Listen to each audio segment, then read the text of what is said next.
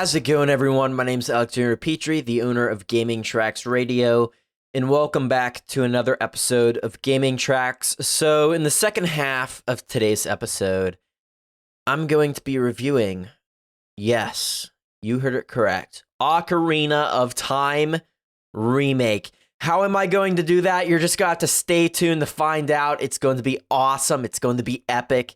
We also have a Games for Impact from an individual named Brooke. And this is an interesting one. She pulls out Professor Layton on me. I only played the original trilogy. I actually never played the prequels, sadly. Like, it's just, to me, the original three, if I'm being honest, it's awesome. I'll be talking more about that later on in the show, but here is a little bit of a sneak peek of what Brooke has to say. I spent countless hours solving puzzles and uncovering mysteries in this game. But what I remember the most isn't necessarily the gameplay, but the music. Stay tuned for that, but let's go ahead and talk about pre-order week.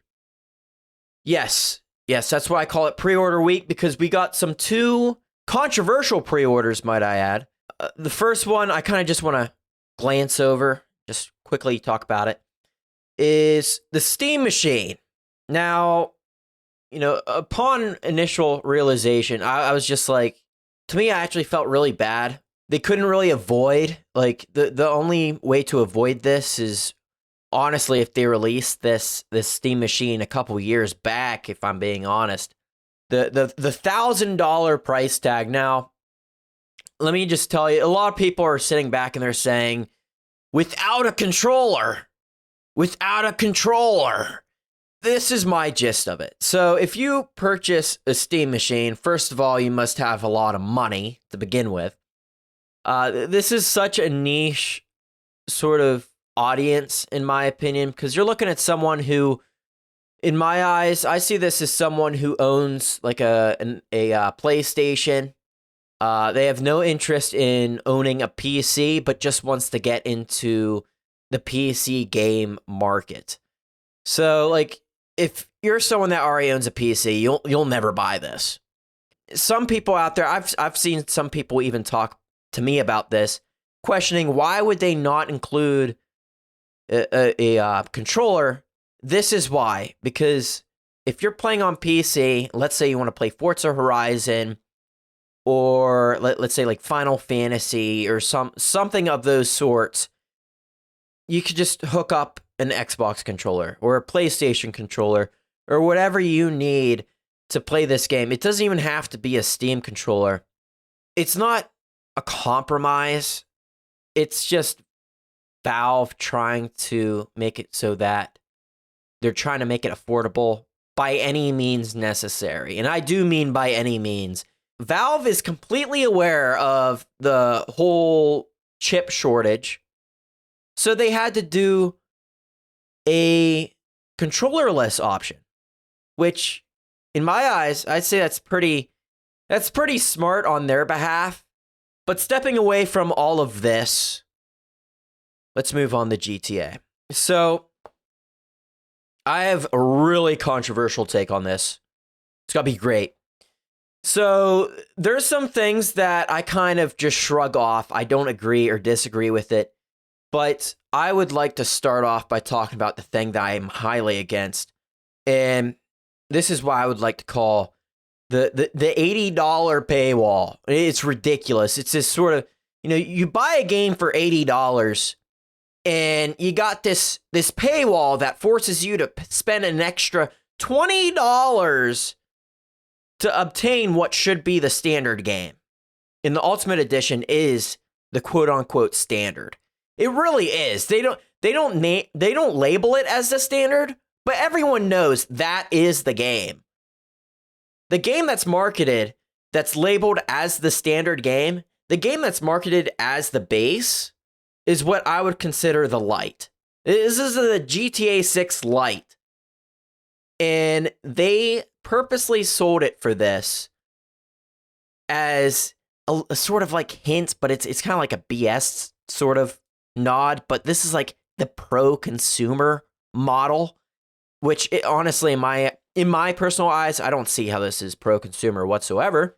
And selling a game for $80 and have a $20 paywall to obtain the full access of a typical game was a BS move, but it is what it is. What are we supposed to do about this? This is when things start getting really controversial. You got people storming X. They're storming the social medias. They're talking about this nonstop. Digital only. It is completely digital. There's no physical copy for GTA 6. You're spending. I'm seeing a bunch of memes. I'm seeing memes regarding.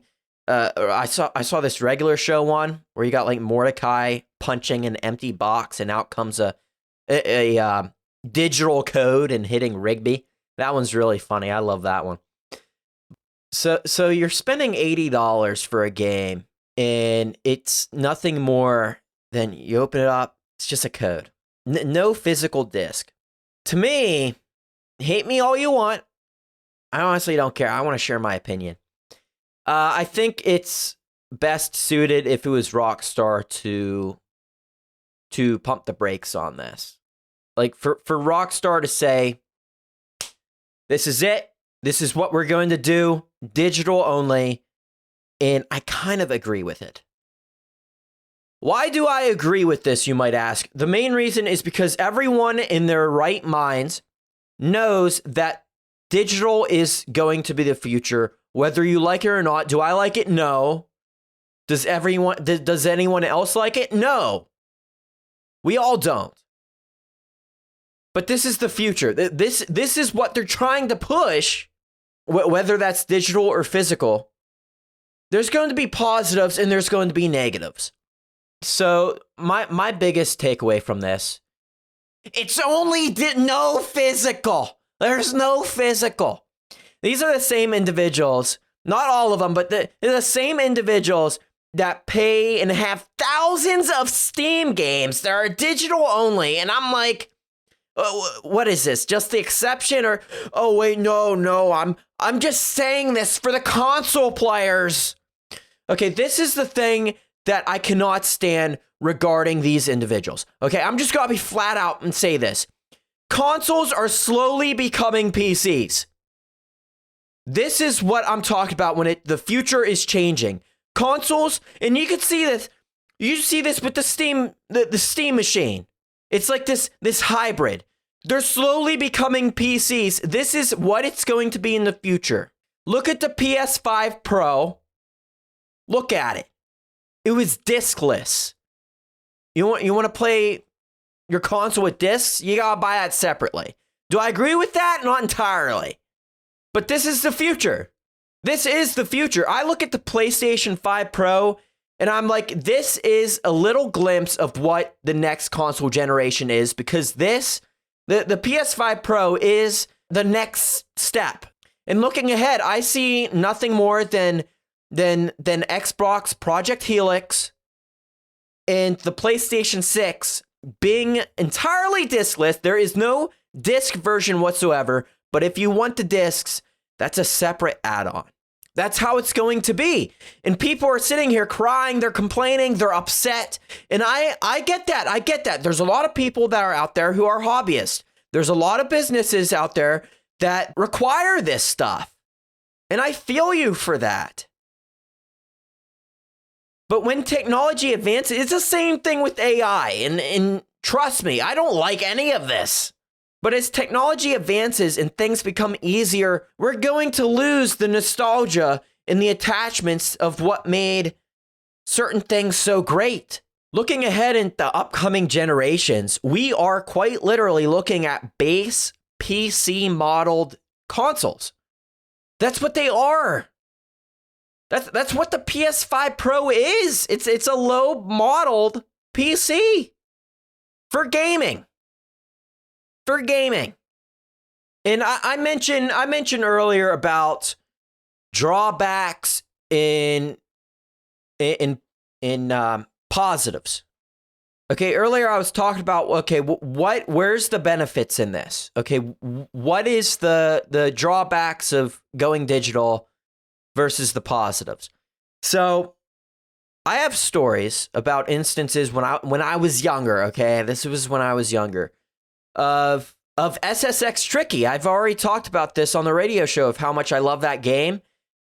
That GameCube game reached a point where it wasn't even playable anymore due to the amount of scratches that were on the back of it. But here's another one.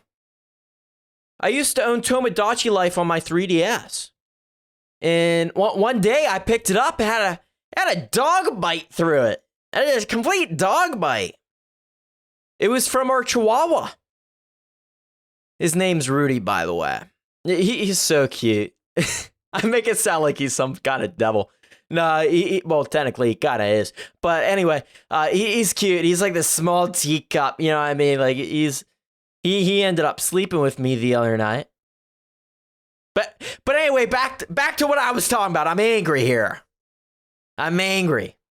Basically, what I was trying to get at was a quality of the discs. You know, like preservation, like the preserving side of things. You don't know what can happen. Things could get damaged. Okay, over time, like you can't avoid disc rot.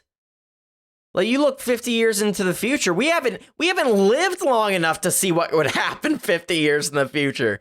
Like, you know what I mean? Like, how long can this is honestly a question of mine. How long can discs last? Even in its most preserved state, how long can something like that last? One of the biggest drawbacks I have that I can think of when you own something digital is passing it down. This is something that, you know, I feel like this is the biggest thing for people that love collecting, is that they want to pass this down to their kids, and then their kids pass it down to their kids. And to me, this is something that I feel like would be a very honorable concern if someone is like so focused on preserving. And if this is you, then like, you know, I'm sorry to tell you this, but I'm only the messenger here. I'm not the one doing this. But physical media is a thing of the past. You know, there's going to be drawbacks, and this is just one of the drawbacks. I'm sorry. I really am sorry. I'm not mad or anything. I'm not sitting here cussing people out or, you know, upset over the people that want physical media. But I'm just here saying, you know, the times are changing. Whether you like it or not, you know, live in the past or adapt to the future. And I know a lot of people, you know, they sit back and they go, oh no, the technology is too advanced. You know, this is just how it is. It's just how it is. The only thing that makes me think of why GTA 6 would be only digital. Can you imagine out in the wild in a warehouse somewhere, there's like a boatload of GTA 6 games on disc? What if somehow things get shipped sooner than expected, people manage to obtain the game early, or even just somehow obtain the game somehow just randomly floating in the wild? It's possible. I've seen it before. And then the person that owns that game finds a way to leak it. Then we're all screwed. Like, you know what I mean? Then I would feel bad for Rockstar. And yes, I'm completely valid to say that. Anyone who spends billions of dollars just to get thrown down the drain by a leak or a spoiler, it's completely valid. It is completely valid. If I owned a game company and I put billions of dollars into it, one of the biggest budgets to a video game in history, and it somehow found a way to get leaked by someone in Idaho of all places. That's no hint, by the way. I just threw that out there. So, sorry for anyone that lives in Idaho. You're chill. It might sound like I'm mad. I'm not mad. But basically, the reason why I'm talking so loud is because this is the future. Whether you like it or not, technology advances and things improve. If you're concerned, oh, but But, Sony has control of my games. They'll delete the entire damn thing. My next question is, if that ends up happening, wouldn't you think there would be lawsuits? Like truly, sit back and think about what you're saying. Label it as licensed or not, because at the end of the day, they can't control that way. We can't allow that to happen. I know we can't. You want to know why? Because there's already an initiative called Stop Killing Games that wants to preserve live service titles. They fight for the preservation of live service titles. So wouldn't you think if something was to reach and get out of hand, things would be fought to preserve our own licensed games? I'm just saying, if things could be fought for live service, oh boy, they sure can get fought for ownership. That's for sure. That is 100% for sure. Coming up is a Games for Impact from Brooke. She's going to be talking about Professor Layton. And I know through all the controversy and all the discussion regarding physical or digital media, it made me realize that I haven't even introduced a song on this show that was a little bit older. So this has got to be a unique one. Let's listen to The Moon from DuckTales.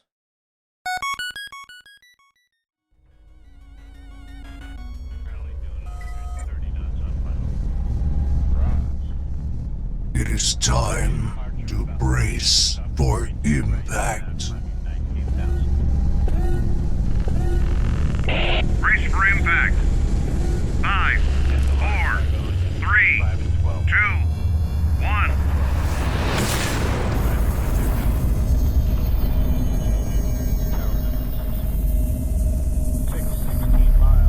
Hey, how's it going, everyone? My name's Alexander Petrie, and welcome back to Gaming Tracks Radio. So we have a Games for Impact submission. It was the first female on the radio station that does a submission. Anyone's welcome. Anyone's welcome. This is a submission from an individual named Brooke. She's going to be talking about a game that many of you may or may not know.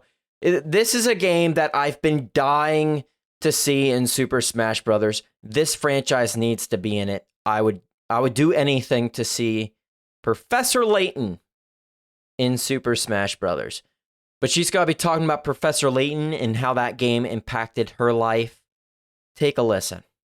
My name is Brooke, and I would like to share my experiences with gaming. So when I think about my gaming journey, I can't help but think about how closely it ties to Nintendo consoles. I started with the Game Boy Advance, then moved on to the Nintendo DS, then the DSi XL, and the Nintendo 3DS, and so on and so forth. Those handheld devices were glued to me everywhere. I took them on car trips. I took them to doctor waiting rooms, tons of other family functions. In fact, it was actually the DS that introduced me to my favorite game series called Professor Layton. I spent countless hours solving puzzles and uncovering mysteries in this game. But what I remember the most isn't necessarily the gameplay, but the music. The soundtracks were incredibly soothing and fit the atmosphere of the game perfectly. Every piece seemed designed to pull you deeper into the world while encouraging you to think through each puzzle. And for someone like me, that's especially meaningful because I have ADHD. Staying focused sometimes can be somewhat of a challenge. But somehow, Professor Layton managed to keep me engaged from beginning to end. The combinations of puzzles, storytelling, and music created an experience, and it's because of these experiences that I've had with this game series is why I'm excited for Professor Layton's new game that is supposed to be released later this year. Which is saying something since the franchise began back in 2007 with its last entry being back in 2013, which was released on the 3DS. Now that the new game is being released on the Switch, it almost feels like I'm reconnecting with a piece of my childhood. My only hope with this new game being released is that it's the start of a new trilogy, which, I would be ecstatic for. But we'll just have to wait and see what they have planned. Bottom line, I'm just glad to be reliving these experiences with this game series again. Gaming isn't just about playing games, it's about the memories we build along the way. From the Nintendo 64 to the Switch, or from the Game Boy Advance to the 3DS, every system has left a mark on my life. And sometimes it takes a familiar soundtrack and a return of a franchise to remind us why we fell in love with gaming in the first place. Thank you, Brooke, so much for that Games for Impact. I love how you brought so much of the soundtrack aspects into your story. Like you said, it's just something about video game soundtracks where, let's say you don't play a game for a while and it's something that you grew up with, and then you jump back into it. As soon as you hear the music, you don't realize it, but your ears are hearing the same songs countless hours each and every day. And even though some people might not walk away with it, it's when you jump back to that game after taking years-long breaks, it's a gut punch. And I wouldn't say, like there's no other type of music out there that does it as good as video game music. Something I wanted to talk about in regards to you bringing up the soundtrack, I feel like this is a good point in time where I can mention this. The website wasn't intentionally going to be specifically directed towards the radio station. In fact, like Gaming Tracks was always going to be video game oriented. That much is true. But it was originally going to be a review site of me reviewing video game soundtracks. And things changed, things adjusted. I was doing these reviews and it felt like I found something, but it didn't feel like I found the thing. Like, you know what I mean? Like, it felt like I found my area, but I didn't find the passion. Believe it or not, Professor Layton was going to be the second soundtrack review I was going to do. A lot of you guys, most of you guys probably wouldn't even know that. The main reason why that was never published is because I was going to publish that once that new World of Steam came out, but it never did. It got pushed back. So I was never actually able to release that Professor Layton soundtrack in a perfect time. So I never uploaded that. But since I'm talking here, let's go ahead and review Professor Layton's soundtrack. When I listen to the Professor Layton soundtrack, the best song in the soundtrack is obviously Professor Layton's theme, the main theme of the entire game. Professor Layton's theme is hands down one of, if not the greatest character themes I've personally have ever heard. I love how it has this London feel, this London tone to it.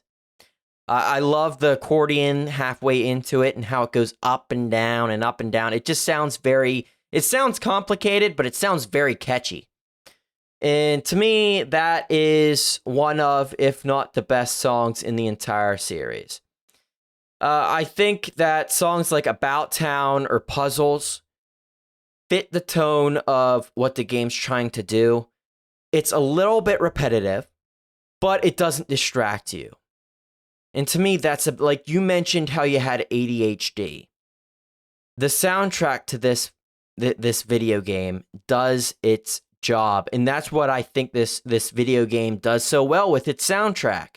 It's not the greatest soundtrack out there, and I wouldn't say it's a soundtrack that you would listen to from start to finish on a random occurrence outside of a game, but when you're looking at it in game, a lot of these songs fit perfectly. The last song I want to bring up is the ending theme. The way that it begins, you're leaving what felt like a familiar place, something that you were getting used to. And to me, that's what makes the ending of this soundtrack so good. you're caught in something that feels familiar. And all of these songs that would play throughout the game, and the last song in the soundtrack is almost like a calm wave. The game's over. They're leaving the town. They're driving off in the distance. There's a sunset going on. That's what it feels like to me. And the way that it's captured in game is exactly how I expect the soundtrack to end. And it does it perfectly. Wait, hold on. Okay. I'll be right back. My package is currently arriving. I will tell you what that is here in a minute, but I probably need to sign some papers. I'll be right back in a few.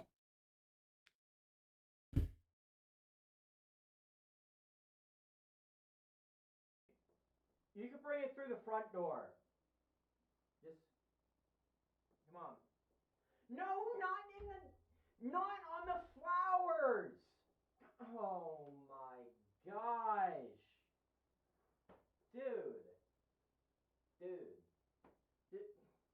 It's fine. Just bring it in. Just bring it in.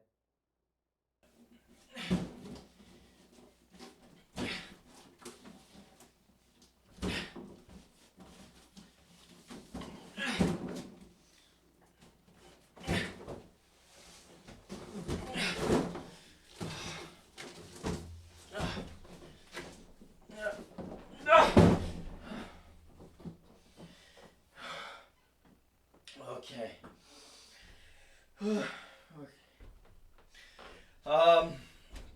All right, so the package did arrive.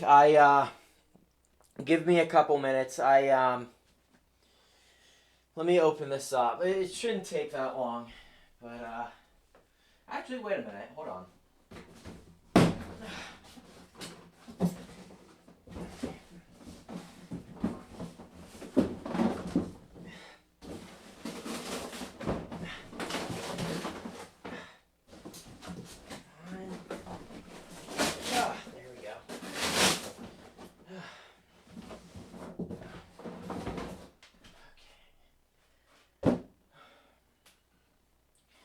Actually didn't take as long as I thought it would. How will I review Ocarina of Time Remake? I ordered a time machine. Don't ask me how, black market. Don't ask me how. But I will be right back in...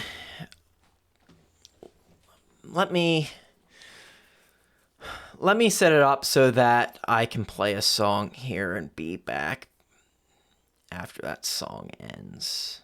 So, there we go. All right, I'll be back in a few. I'll play a song for you if, I'll play a song for you. You'll find out what song it is. It's Chrono Trigger, just something that, goes with time or whatever. So, be right back.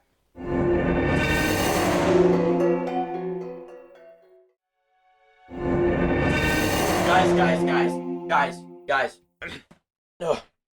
Boy, oh boy, do I have a lot to tell you.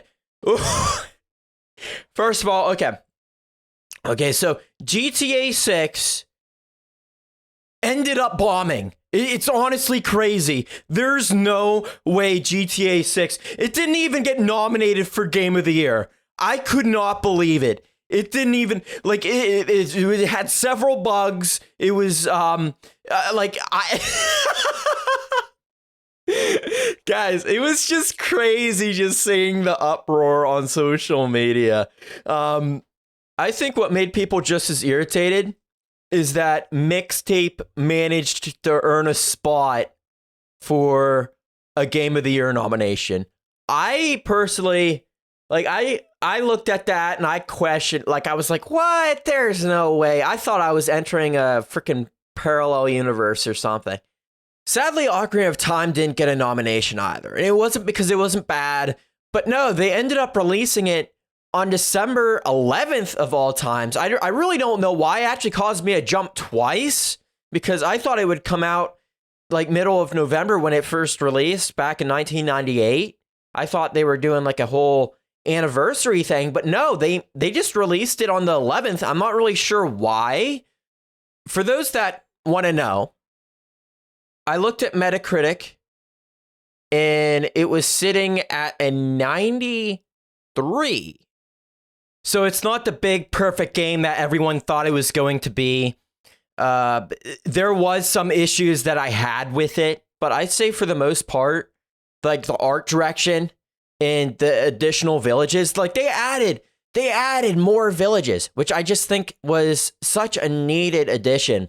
Now, the additional villages aren't like massive or anything, because when you arrive in Kakariko Village, it's bigger, but a lot of it is still faithful. Like they add more buildings and whatnot, but the biggest thing is that, you know, when you're a kid, when you see that guy running across that unfinished building, well, that's all retained. Like all of that stuff, they keep the same. It's still faithful. Okay, I will say that's why it's rated as high as it is because the crucial parts, like for an example, King Zora is still slow as hell when he tries to move out of the way. That was one of my biggest concerns is like, will they make him jump and move off to the side or something? Will they make him skinnier or whatnot? He does the exact same thing in this remake as he does in the original, where it takes like 30 seconds for him to scoot to the side. I'm so glad they retained that. The other addition that I really enjoyed them doing is that they expanded Lon Lon Ranch, so it's not just like a place that has cattle and stuff. Like before, it was nothing more than horses. Well, now it's actually farmland, and it's not like a transition that you've seen in the original game. It's actually just somewhere that you could just walk to, and it's zero loading screens or nothing. And if you guys are questioning, they did end up removing the sort of cameo thing with, you know, looking into the window and you get to see Super Mario 64 or whatever that game was in the original.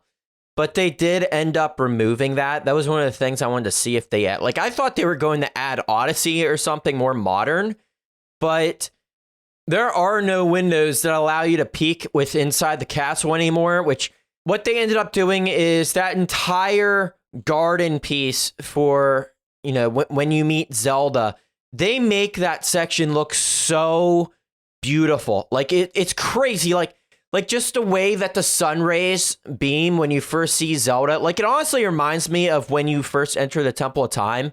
But when you reach that spot, it's just jaw dropping. And when you're arriving and heading towards Zelda, like the first talk to Zelda, you hear a very, very faint theme song of Zelda's lullaby, but it sounds more blissful and more like hopeful. Like it just, the way they incorporate it and the rendition that they did to do that, it was, to me, it was very, like, they carried from the original, they carried the moods from going from location to location, and they retained it. And to me, that was the biggest concern that I had. Will they keep the moods? Will they keep it feeling like how the Deku Tree, that area feels very musty. It has a greenish tint to it, almost like it's really humid. They retain all of that. When you go in the well or the Shadow Temple, it still feels spooky. And I love that they retain that. Now, sadly, when you meet some of these enemies, like Dead Hand, they did remove the blood. It was something that I was concerned with, but at the same time, I had a feeling they would do that, because if they were to retain the blood and up the graphics and whatnot, I feel like they would have had to rate this game rated T. Now, something that was mixed with, and I honestly think this is why it got bumped down to a 93, they did add a jump button. The B button is to roll. The Y button is to attack. The X button is actually to switch boots because you get several boots in this game, actually. And you could switch boots by doing that. And then the A button is to jump. So with these additional buttons, I do have some minor gripes with them. I think the jump button, it was a fun addition. They had to redesign some of these dungeon layouts, but some of them they should have changed, but they didn't. Specifically, like the ice dungeon in Zoro's Domain, they didn't make the platforms bigger. And when I tried jumping on these platforms, it was really difficult, actually. Like, it just didn't feel right. So it was just something, like, I would slide on these ice pads, and I would overshoot, and I'd fall right on the other side. That was the biggest issue. That was honestly the only issue that I had with the jump button, is that these ice areas did not feel good, like, at all. But as for the story, a lot of it is still retained. There is a section in one of the dungeons, and I don't want to go into too much spoilers, but you get a helping hand. Someone actually helps you through one of these specific temples. And I can't tell you who. You're just going to have to find out for yourself. But someone does help you. And I thought that was a really much needed... That was a much needed addition, because I do think it was one of the weakest dungeons in the game. One other addition that I think was really cool that they added, the medallions that you earn for completing each dungeon, they actually have a function to it now. Like, for an example, when you complete the forest temple, when you use that medallion, you actually turn into a fairy, and you can access locations like these small little crevices within overworld stuff. So it features replayability. It actually gives you the ability to go back to previous locations that you've visited, and you could still find new stuff. And to me, that was one of the coolest features. I loved playing, and you can also use that in combat so that you can like teleport and stuff and end up behind somebody. I thought that was so cool. But yeah, so it's a 93 on Metacritic, so I'm sitting here thinking, does it deserve that 93?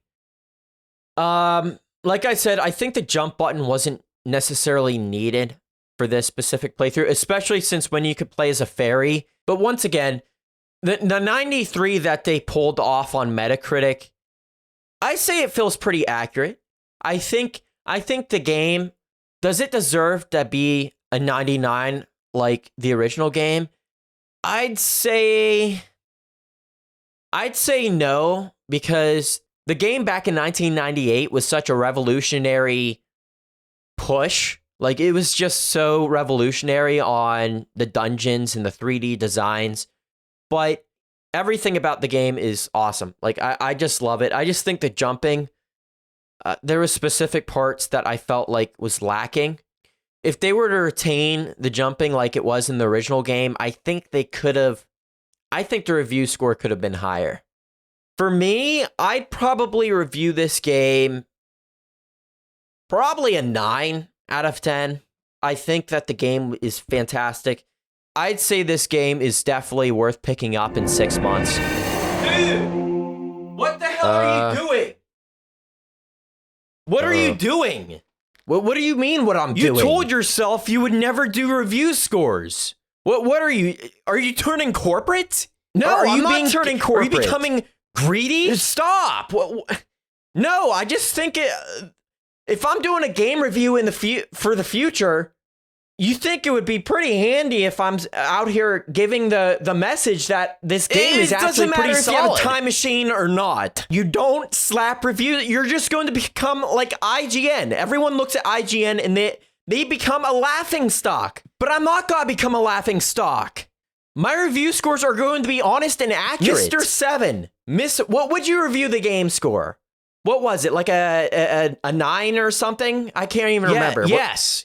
I gave a big fat old 9 on it because I thought it was near masterpiece, okay? So I don't know why you have to come back to the past just to sit here. Don't listen to that guy. No. What's going on? Don't listen to him. Don't listen to Alex. You got to continue doing review scores because that is how you become big. Yeah, that's what I'm saying. Let's just continue doing review scores. As long as we're honest, as long as we're not slapping good old 7s on everything, slapping 6s on great games and 10s on awful games. Like, remember Mixtape? Remember how bad Mixtape was? Yeah, that's true. Oh, yeah, that's true. As long as I'm honest, there shouldn't be any problem reviewing game scores, right? But here's the thing. This is the issue you're not taking in consideration. Your episodes and your reviews are going to stack up, and your opinions change over time. What you rate a game today will not be the same that you rate. Alex's?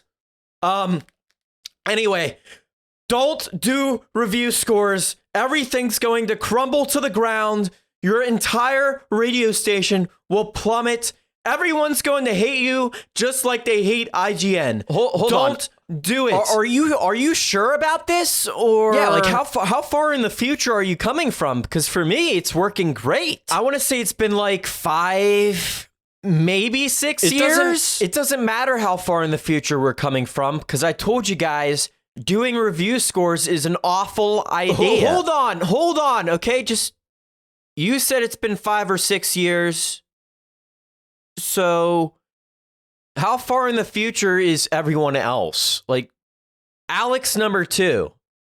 Why do you say I shouldn't be doing this? What happens in the future that causes you to act this way? I did a review on GTA 6. I said the game was kind of lukewarm, and then all those Rockstar faithfulists started hating on me. Yeah, but how far in the future were you? About 8 months. Like, in my timeline, it was February, so it's probably close to 8 months. What's today's date? It's, let me check. June 26th. Yeah, June 26th, 2026. Yeah, so it was 8 months.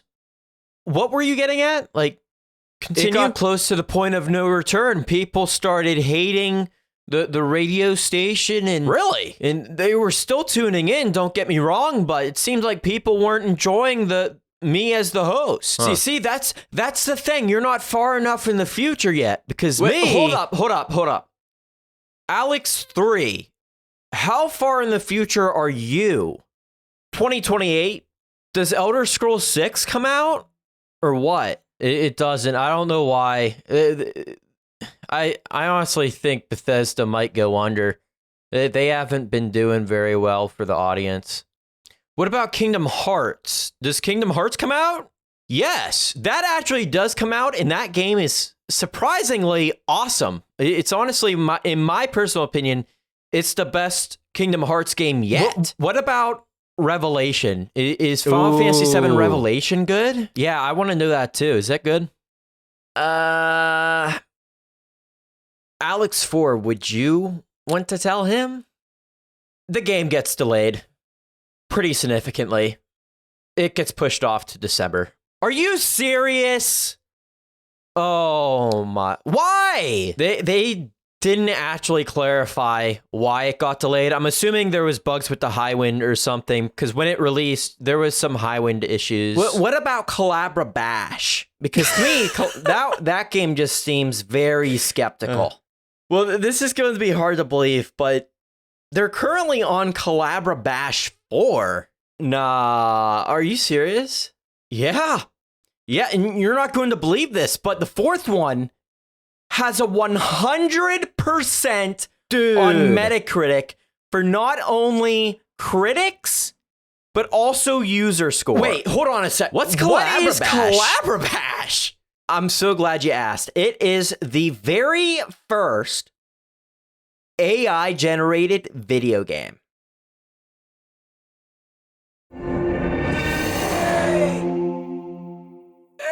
There's no way. Oh, shit. Don't listen to these numbskulls. What do you mean don't listen to them? Everything's going to be fine. Well, right now it's not. It's being... Just be you. What? What the hell does that even mean? what he's getting at is that I'll just continue doing reviews and slapping review scores on them. Did you not listen to what we just said? Let's go. I knew you were going to do it. I knew you were. Whoa. You did not have to pull that out, bro. Yeah, just relax. Relax? Do you guys have any idea of the amount of memes I've been seeing on X of Gaming Tracks Radio? Actually, how'd you even get that? Is there laser guns in front of you? Oh, come on. Where do you think he got it? He has a time machine. He could practically get anything. I'm sorry I have to do this, but it was nice getting to know me. Actually, hold up. You said getting to know me. If you kill us, what does that mean for you? That's actually a good question. Whatever, it doesn't matter. Yo, hey, just in time. Let's go. Is this where all the Alexes fight to the death? Hey!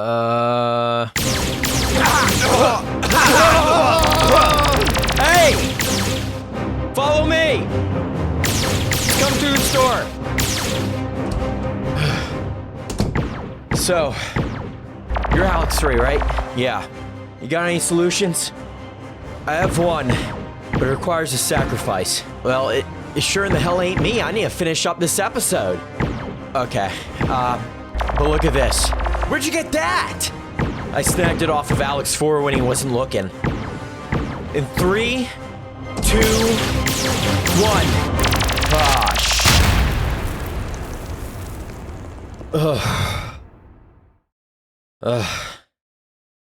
Okay. I think that's all of them. All right, guys. I think that's gotta do it for today's episode. That was way too crazy. If you guys haven't yet, please go ahead and check out gamingtracks.com. You can find all the episodes on there. You can also find them on all the mainstream podcast services. Spotify, Apple Music, iHeartRadio, you name it. You can also find it on YouTube. Hey! Huh? How'd you manage to survive that? Actually, hold up. I never asked. What year are you from? What? What year are you from? Oh! You know what? Just forget that. I hope you guys enjoyed today's episode. 2077? Oh my God.